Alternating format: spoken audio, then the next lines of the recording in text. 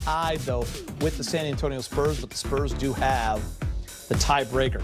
Malik Monk, 28, Russ, 25, and Stanley, 16. Luka Doncic putting in a triple-double, 34, 12, and 12. Let's hear from Frank Vogel speaking with Mike in the media.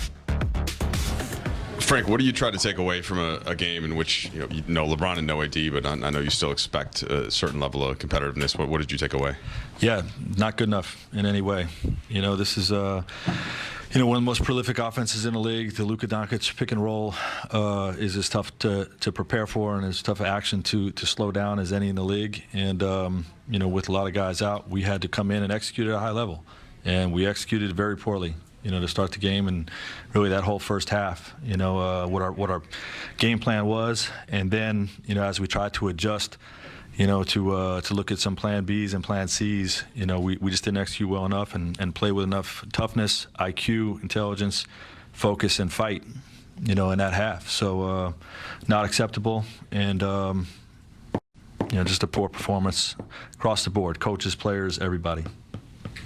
Was that what you were looking for in different guys off the bench and different rotations, just trying to find something that was clicking consistently? Yeah, we got down 25 points very early in the game, so I was looking for somebody who was going to get something done.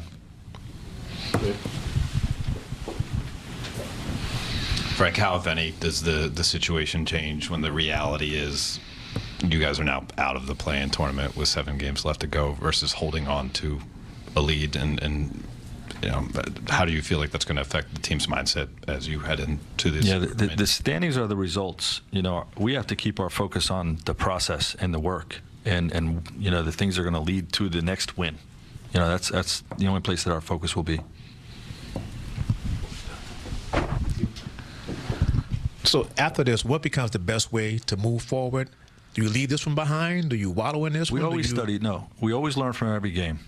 Okay, when we say turn the page to the next game, that begins with evaluating, the last game that we just played, and understanding ways that we should have been better, and take those lessons into the next game. That's part of our process. It's been that way for 3 years. It works for us, and it won't be any different. Despite the the huge deficit in this game, it won't be any different. We'll learn from it. We'll evaluate, and we'll take those lessons into the Utah game. Okay. Frank, do you think to this point in the season, you've talked about LeBron's approach being so pivotal for your guys, even when the results don't come out the way you want. Do you think that the group right now is just maybe oriented toward what LeBron is giving on nights like this when LeBron isn't in?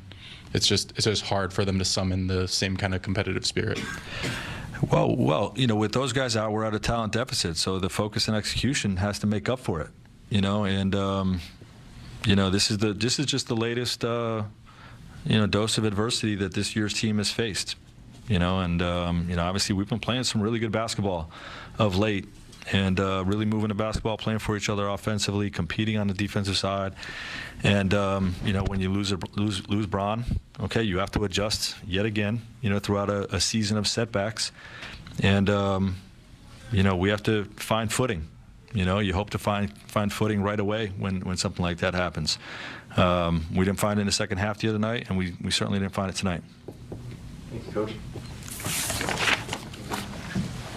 All right, Thursday, the Lakers take